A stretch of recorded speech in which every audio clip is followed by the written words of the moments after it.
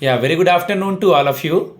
This side Ravi sir from Ravi sir Super 50. Actually, this session is very important for the law officer students, those who are already given the IBPS SO law officer mains exam. Okay, one of my selected student, he is from Delhi. Now we are going to discuss about the importance of interview, what are the things we have to prepare before interview, and how the interviews is going on, as well as what is the working area work profile of a law officer. So just I'm trying to introduce my student with you guys. Just try to listen the voice. Okay, he is currently posted in some part of India itself, and currently in IBPS SO law officer. Okay, first of all, congratulations for your selection, because you are earlier Super 50 student and now you are at a very good post. Very good afternoon and congratulations. Thank you so much, sir. Good afternoon. Good afternoon, everyone. Okay, say something about you, that where are you from and from where you have completed in brief. Originally, I am from Delhi, and I did my law graduation. Thereafter, I started practicing for 5 years as an advocate. Then I joined the government sector bank as a law officer. Okay. When for last 8 years, I am working as a law officer in a government sector bank. Okay. Last 8 years he is in the bank, guys. So as a law officer he's joined, and he's the first or second batch Super 50 student, 17 or 18. You're joined in a 17 or 18 or 16? 17. 17. Yeah, first year means when Super 50 was started in 2017. Okay. So first of all, what are the important things about the vocal code? Vocal code means answer देने के अलावा, किसी definitions के अलावा, body language, eye contact, dressing sense, face expression कितना matter करेगा IBPS SO law officer के interview में या किसी भी इंटरव्यू में? किसी भी इंटरव्यू के साथ सबसे इम्पोर्टेंट जो की फैक्टर्स होते हैं वो आता है आपका कॉन्फिडेंस। आप कैसे रिस्पॉन्स करते हो चीजों को, आपकी अंडरस्टैंडिंग लेवल क्या है, आप कितने सबमिसिव हो या कितने एग्रेसिव हो। कई बार क्या होता है कि बोर्ड आपको जानबूझ के प्रोवोक करता है जस्ट टू शो सी कि आप कितने मतलब प्रेशर हैंडल कर पाएंगे या नहीं कर पाएंगे। तो सबसे इम्पोर्टेंट क्या है, रिलैक्स रहिए। आई कांटेक्ट में जब भी कोई आंसर करे तो आई कांटेक्ट के साथ कीजिए। अग्रेसिव मत होइए किसी भी चीज के, चाहे वो गलत बोल रहे हो सही बोल रहे हो। सबसे इम्पोर्टेंट फैक्टर ये है। हो सकता है कोई क्वेश्चन आपसे पूछे और आपको नहीं आंसर आता हो, तो कोई घबराने वाली बात नहीं है, क्योंकि आप एक फ्रेशर जा रहे हो तो जरूरी नहीं है कि आपको हर चीज ही पता हो। लेकिन मतलब आपको इतना पता होना चाहिए कि आपको कैसे रिस्पॉन्ड करना है, ऑर्गेनाइजेशन में कैसे बिहेव करना है, किसको कैसे रिस्पेक्ट करनी है। ये इंपॉर्टेंट फैक्टर होते हैं, क्योंकि अभी जो नॉलेज होती है वो रिटन में टेस्ट हो जाती है मैक्सिमम। वो आपकी पर्सनैलिटी को टेस्ट करते हैं कि पर्सनैलिटी कितनी है, आप ऑर्गेनाइजेशन में काम कर भी पाएंगे या नहीं कर पाएंगे। ये मेन की फैक्टर्स होते हैं। लॉ ऑफिसर के इंटरव्यूज में हम लोग मतलब स्पेशली लॉ के क्वेश्चन से ही डाउनवर्ड की तरफ जाते हैं। हर एक इंटरव्यू में बॉडी लैंग्वेज वगैरह के अलावा, मीन्स नॉन वर्बल कम्युनिकेशन के अलावा करंट अफेयर्स का रोल होता है। जो जिस फील्ड के लिए जा रहा है, कोई अगर एग्रीकल्चर फील्ड ऑफिसर के लिए जा रहा है, आईटी के लिए जा रहा है, लॉ ऑफिसर के लिए जा रहा है, उससे सवाल होंगे। ओके, आप जिस स्टेट से हैं, आपका इंट्रोडक्शन, फैमिली बैकग्राउंड, अगर गैप ईयर है, ये सब सवाल होते ही हैं। और स्पेशली अगर आप लॉ ऑफिसर के फील्ड में जा रहे हैं तो कम से कम कुछ टर्म्स मैं सबसे पहले आपसे सुनना चाहूँगा, फिर मैं भी जोड़ूंगा, जो कि मैं प्रैक्टिस ऑलवेज कराता हूँ। तो बच्चों को लॉ ऑफिसर के इंटरव्यू के लिए किस किस चीज़ की तैयारी करके जानी चाहिए, क्योंकि you have the experience round about 8 years. आपको पहले अपना एक इंट्रोडक्शन तैयार करना चाहिए। आपका इंट्रोडक्शन क्या है, इनिशियली जो वर्ड्स आप यूज करेंगे, कीवर्ड्स, उसी से आपको क्वेश्चन पिक होते हैं मैक्सिमम टाइम पे, क्योंकि आप फ्रेशर होते हैं। कई लोग होते हैं एक्सपीरियंस भी होते हैं। जो एक्सपीरियंस होते हैं उनका पास एक्सपीरियंस से पूछा जाता है कि आपने क्या किया प्रोफाइल में, कैसे किया गया, उससे रिलेटेड क्वेश्चन पूछे जाते हैं। अगर आप फ्रेशर हैं तो आपका बैकग्राउंड पूछा जाता है, आपका इंटरेस्ट पूछा जाता है किसमें है, और सबसे आपकी प्रोसेस स्टार्ट उसी से ही होता है, आपके प्रोफाइल से। पहले आपसे इंट्रोडक्शन पूछा जाएगा, आपके बैकग्राउंड से ही क्वेश्चन पुट किए जाएंगे। लीगल के बेसिक क्वेश्चन पूछे जाएंगे पहले कि आपकी नॉलेज कितनी है। अगर लीगल के बेसिक क्वेश्चन सही होते हैं तो थोड़ा एडवांस लेवल पे जाएंगे। लीगल के बेसिक क्वेश्चंस का भी कुछ एग्जांपल दीजिए, बच्चों को इंटरव्यू की तैयारी करने में हेल्प मिलेगा। नॉर्मली कई बार पूछ लेते हैं कि सरफेसी एक्ट का फुल फॉर्म क्या है। बहुत बेसिक क्वेश्चन है, कई बार बच्चे नहीं आंसर कर पाते हैं। कई बार पूछ लेते हैं उसका ईयर ऑफ एनेक्टमेंट कब का है सरफेसी का, डीआरडी की जुडिक्शन क्या है, डीआरटी की जुडिक्शन के अलावा कहाँ का एप्लीकेशन मूव होती है, कितने डीआरटीज हैं, तो इससे ये चेक किया जाता है बच्चों के लिए कि इसका बेसिक आईक्यू कितना है लीगल के साथ साथ। एनसीएलटी वगैरह हो गया, नेशनल कंपनी लॉ ट्रिब्यूनल हो गया। मतलब पहले वो बेसिक आपसे स्ट्रक्चर जानना चाहते हैं कि आपको लीगल सिस्टम का स्ट्रक्चर पता है, सिविल कोड क्या होता है, डीआरटी क्या होता है, एनसीएलटी क्या होता है, इन दोनों में फर्क क्या है, एनसीएलटी किस पर्पस के लिए बना हुआ है। और जहाँ तक मुझे ऐसा लगता है कि जब हम लोग इंटरव्यू की तैयारी किए थे, मुझे 8 साल हो गए, आपके साथ की बात कर रहा हूँ, तो और बाकी तो हर साल बच्चों की तैयारी होती रहती है लॉ ऑफिसर की, लेकिन जो मैंने बताया था और जो मैं हर बार बताता हूँ उसमें कुछ जैसे बैंकिंग रेगुलेशन एक्ट हो गया, निगोशिएबल इंस्ट्रूमेंट एक्ट 1881 हो गया, अगर आपको ध्यान हो तो ये सब पूछा जाता है लॉ ऑफिसर वगैरह में, एक्ट वगैरह। Reserve bank of India act हो गया, कंपनीज एक्ट हो गया, SARFAESI act, prevention of money laundering act, जितने भी एक्ट्स हैं ये मुझे लगता है पूछे जाते हैं ऑलवेज, हर साल, हाँ या नहीं?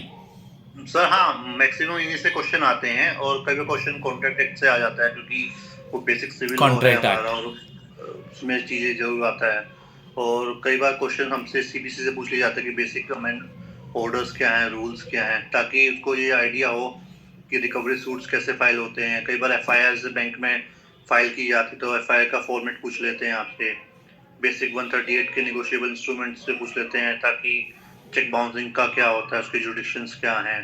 तो ये रेलेवेंट क्वेश्चन होते हैं जो पूछे जाते हैं क्योंकि प्रोफाइल भी आपकी इसी के सराउंडिंग्स में जाती है आपके लॉ ऑफिसर की।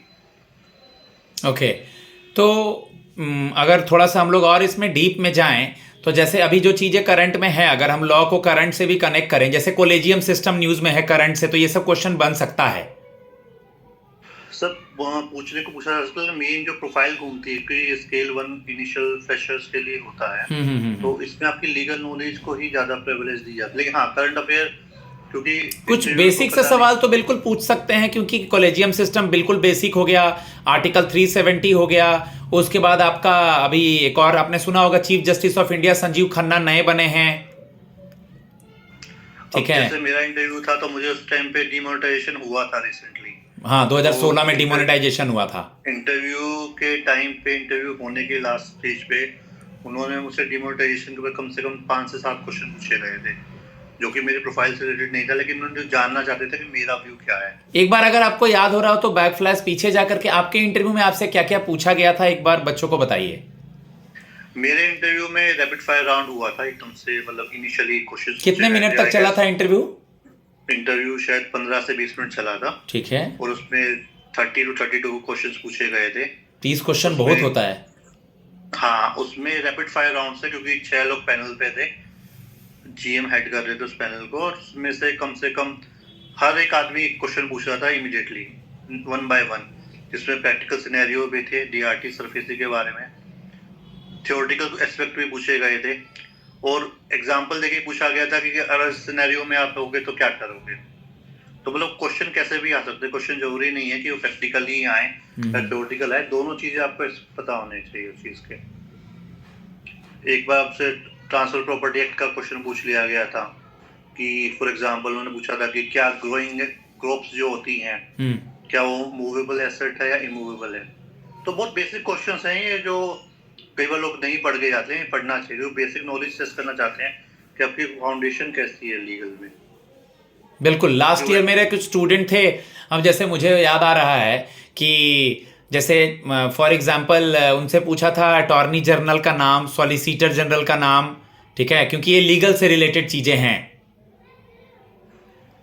जी। और आप लोग पढ़े होंगे प्रेसिडेंट से रिलेटेड जो भी आर्टिकल्स हैं, चाहे हमारा दिल्ली वगैरह यूनियन टेरिटरी में आ गया, ठीक है, तो अगर आप दिल्ली से हैं या जिस भी स्टेट से हैं उनके सीएम गवर्नर का नाम देख लेना जरूरी है।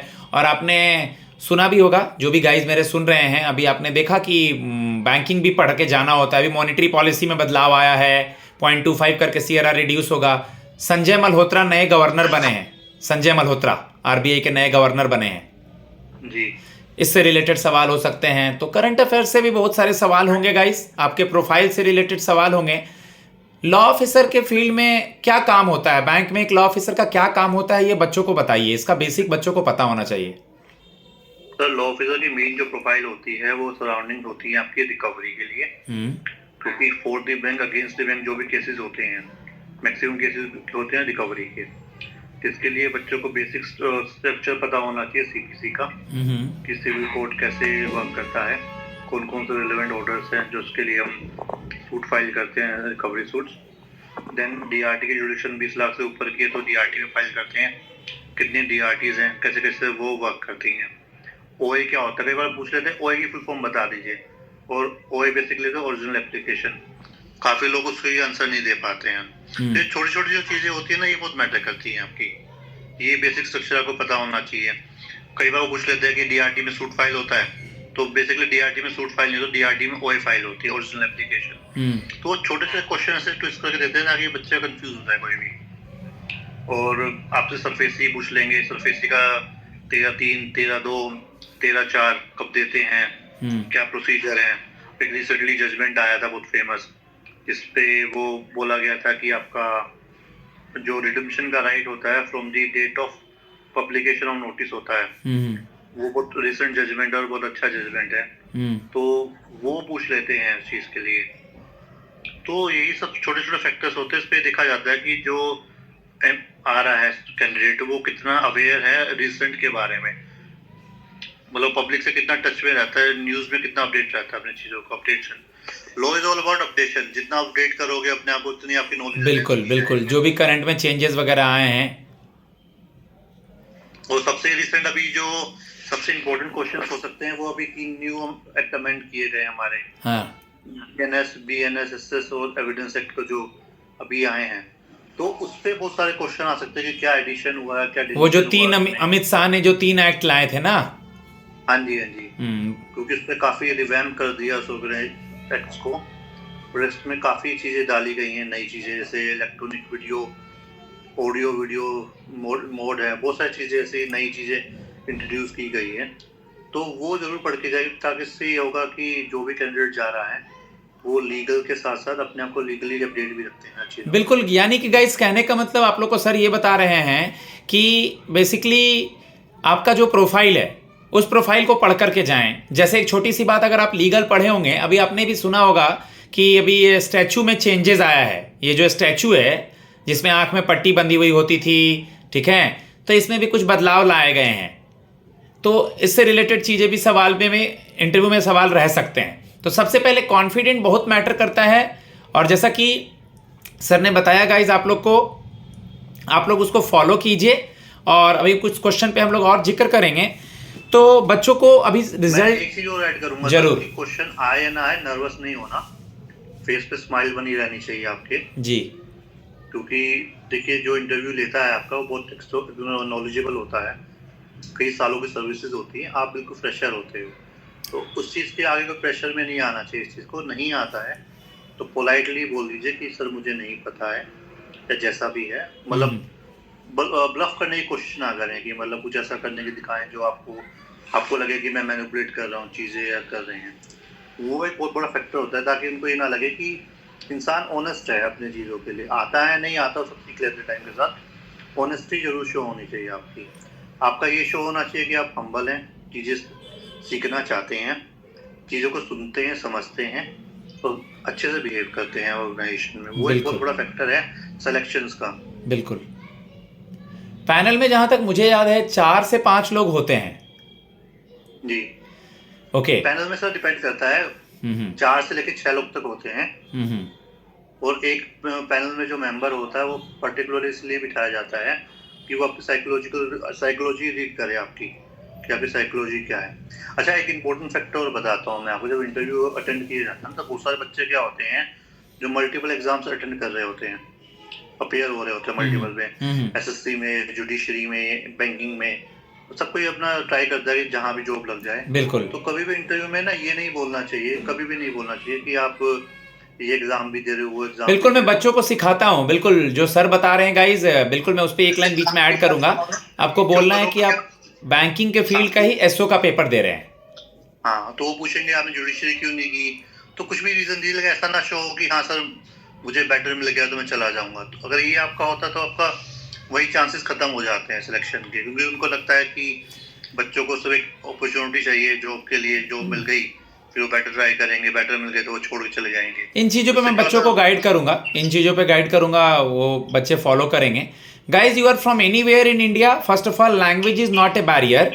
माई number is 7503235358. Okay, at the time of mock, surely I will get connected with sir also, that you guys feel cool and calm at the time of final interview.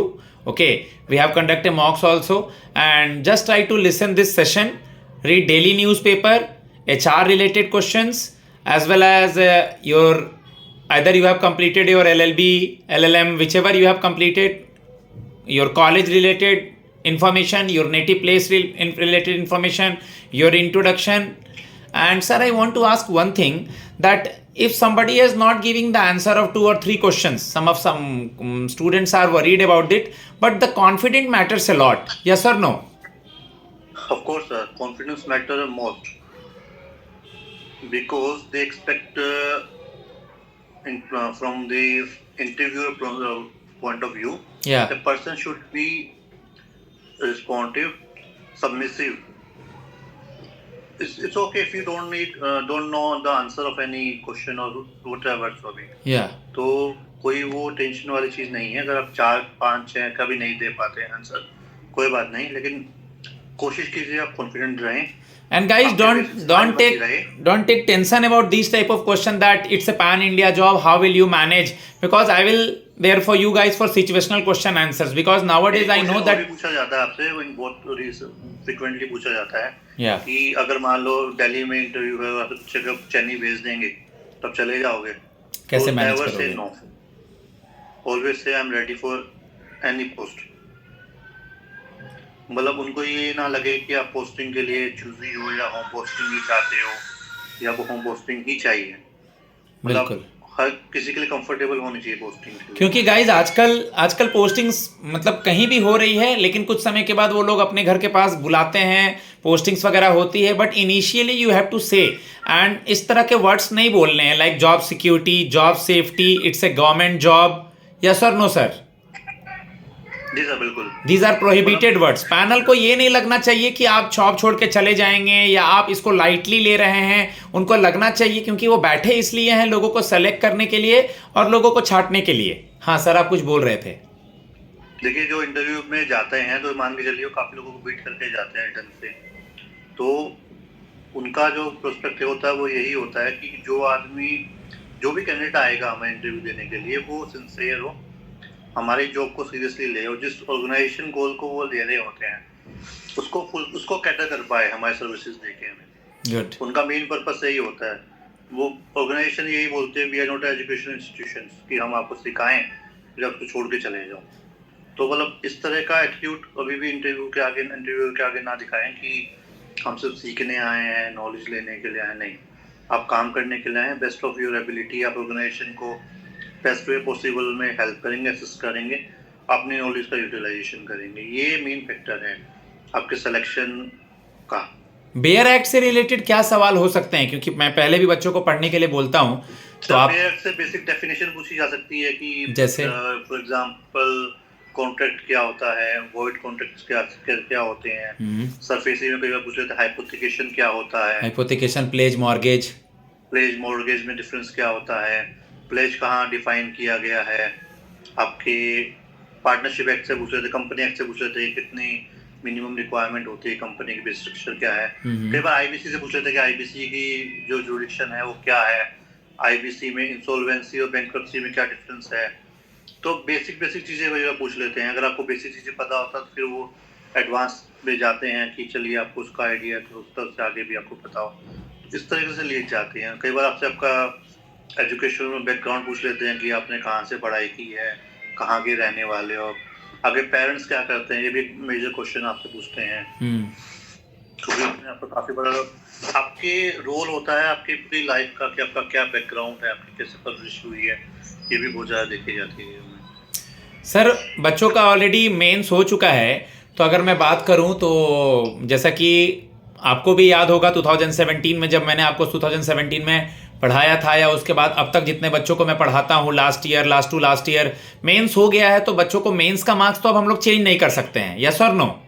Ji sir. अब अभी से interview के लिए किन किन 5 बातों पे ध्यान देना चाहिए ओवरऑल, अगर आप बच्चों को गाइड करेंगे तो? लीगल, करंट अफेयर्स या इंट्रोडक्शन, या मतलब लास्टली हम लोग बस क्लोज करने वाले हैं सेशन को, तो अभी से बच्चों को क्या क्या पढ़ना चाहिए? आपका कॉन्फिडेंस, आप अच्छे से वेल ड्रेस बन के जाइए। अगर कोई मेल कैंडिडेट है तो सूटेड जाएं, टाई वाई लगा के जाएं, प्रॉपरली वेल ड्रेस हो, नीट एंड क्लीन कपड़े हो आपके। फीमेल्स हो तो प्रॉपरली सूट साड़ी या ऐसे कैजुअल कपड़े ना पहन के जाएं।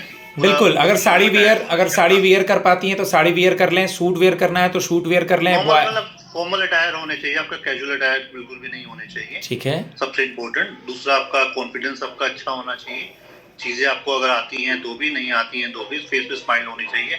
लर्निंग एटीट्यूड होना चाहिए कि अगर आपको चीजें नहीं आती है तो you are willing to learn something, वो एक एटीट्यूड आपका होना चाहिए। तीसरा, एक अपना इंट्रोडक्शन आपको बनाए रखना चाहिए अपना, कि मेरा इंट्रोडक्शन स्टार्टिंग से वो पूछेंगे, हो सकता है इंट्रोडक्शन के लिए बोले तो 2 लाइन में ही रुक जाए, तो आपका इंट्रोडक्शन बहुत छोटा होना चाहिए, 2 से 3 लाइन में, जिसमें आपका एस्पिरेशंस क्या हैं, आप ऑर्गेनाइजेशन में क्यों आना चाहते हैं, और क्या आपका एक्सपीरियंस रहा है तो क्या रहा है, उसी से क्वेश्चन आपके स्टार्टिंग से पुटअप किए जाते हैं। मोर ओवर आपके करंट अफेयर्स पे भी जाते हैं वो ये भी पूछना चाहते हैं कि आप आगे ऑर्गेनाइजेशन में आपके गोल्स क्या हैं, शॉर्ट टर्म गोल्स क्या है, लॉन्ग टर्म गोल्स क्या हैं आपके ऑर्गेनाइजेशन में, आने वाले 20 साल में आपने वो कहाँ देखते हो। वो सब चीज़ें आपके डिफाइन करता है कि आप किस लेवल तक चीज़ें सीरियस हैं उस चीज़ के लिए। बिल्कुल। लास्टली जो चीज़ें आए वो बता दीजिए, नहीं आए उनको पोलाइटली बोल दीजिए। हाँ, झूठ नहीं बोलना है, पैनल को झूठ नहीं बोलना है। जहाँ आपने ब्लफ किया वहाँ पे चांसेस नील हो जाएंगे सिलेक्शन के, क्योंकि जो भी पैनल होते हैं बहुत सीनियर मोस्ट होते हैं, जीएम सीजीएम लेवल के लोग बैठते हैं इंटरव्यू बोर्ड पे, और उनको बहुत एक्सपोजर होता है हर चीज़ का। आपको लगता है कि हम उनको ब्लफ कर देंगे तो ये हमारी बेवकूफ़ी होगी, और ये समझिए तुम इस इम्पोर्टेंट डिस्कशन। हाँ, मुझे याद है जैसे आपने क्लासेस में हमें किया था, जो आपसे मॉक टेस्ट लिए थे 2017 में 16 में, आपने चीज़ें हमें ना बहुत अच्छे से समझाई थी, जैसे कि कैसे बैठना है, कैसे करना है, हाथ का पोस्चर कैसे रखना है, हैंड मूवमेंट्स ज़्यादा ना करें, लेग मूवमेंट्स ना करें, काम बैठे, हाथ को पकड़ के बैठे, ताकि वो ऐसा ना लगे कि हम नर्वस हैं, रिलैक्स रहें। 2 सेकंड सोचने का टाइम लीजिए, सोचने का टाइम लीजिए, ऐसा नहीं कि एकदम से आपको आंसर करना ही है, पैनिक ना हो सिचुएशन में उसमें। ठीक है, लास्ट हम लोग एक सवाल पूछ करके इसको क्लोज करेंगे इस सेशन को। मतलब इतने इंपॉर्टेंट इन्फॉर्मेशन बच्चों को देने के लिए मेरे तरफ से तहे दिल से आपको धन्यवाद है। इन 8 सालों में आपने अब तक क्या क्या काम किया है, एक बार ब्रीफली अगर बच्चों को बताना चाहेंगे तो। सर, जो हमें लॉ ऑफिसर की प्रोफाइल होती है बैंक में, वो मोस्टली सिविल नेचर के वर्क होते हैं, जिसमें कि आपका लिटिगेशन होता है, supreme court, high court, district court, DRTs, NCLTs, अलग अलग फॉर्म्स के अंदर केसेस फाइल होते हैं बैंक के और बैंक के अगेंस्ट भी। उसमें मेन रोल लॉ ऑफिसर का ये होता है कि जो पैनल एडवोकेट्स होते हैं बैंक के, उनसे कोऑर्डिनेशन करवा के उनसे केसेस फाइल करवाना। जो भी केस फाइल हो रहा है वो आपको पहले वेट करना है कि उसमें बैंक का इंटरेस्ट सेफ गार्ड हो रहा है, नहीं हो रहा है। कुछ ही केसेस में फ्रॉड केसेस होते हैं तो उसमें FIR करवानी होती है। HR रिलेटेड मैटर्स में क्या होता है कि आपको CCIT के बारे में पता होना चाहिए, IT एक्ट के बारे में पता होना चाहिए, ऑफिसर रेगुलेशंस जो होते हैं उनके बारे में आपको थोड़ा सा ब्रीफ आइडिया होना चाहिए कि वो होते हैं क्या officer regulations. More of important आपका आता है RTI एक्ट, क्योंकि RTI दी जाती है, और बेसिक जो बैंकिंग लॉज होते हैं, जैसे आपके नॉमिनेशन के होता है, RBI एक्ट में दे रखा है, और बेसिक जो आपके डिपॉजिट्स के बारे में कि आपका रिलेशनशिप क्या होता है, बैंकिंग और कस्टमर के रिलेशनशिप क्या होते हैं, डिफरेंसेस क्या होते हैं, जैसे डिपॉजिट अकाउंट्स होते हैं, सेफ कस्टडी होती है, उनमें आपका रिलेशनशिप क्या है, वही इस तरह के सब नेचर के काम होते हैं आपके। और मेन आपके डॉक्यूमेंट्स ऑफ वेटिंग के लिए आते हैं आपके, कोई भी डॉक्यूमेंट आपके पास आएगा, लीगल डॉक्यूमेंट, कॉन्ट्रैक्ट एग्रीमेंट या कोई भी बैंक गारंटी, उसकी वेटिंग करवाई जाती है। उसमें ये इंश्योर किया जाता है कोई ऐसा ऑनरस क्लोज नहीं है किसी भी एग्रीमेंट में जिससे बैंक को आने वाले टाइम में लॉस हो सकता है या कुछ नुकसान हो सकता है। तो हम मेन जो है कि वो वॉचडॉग ऑफ द बैंक होते हैं लॉ ऑफिसर, जो प्रोटेक्ट करते हैं इंटरेस्ट को बैंक को, ताकि बैंक को कोई प्रॉब्लम ना आए। ठीक है, ओके, तो ये सेशन के लिए बहुत बहुत धन्यवाद गाइज।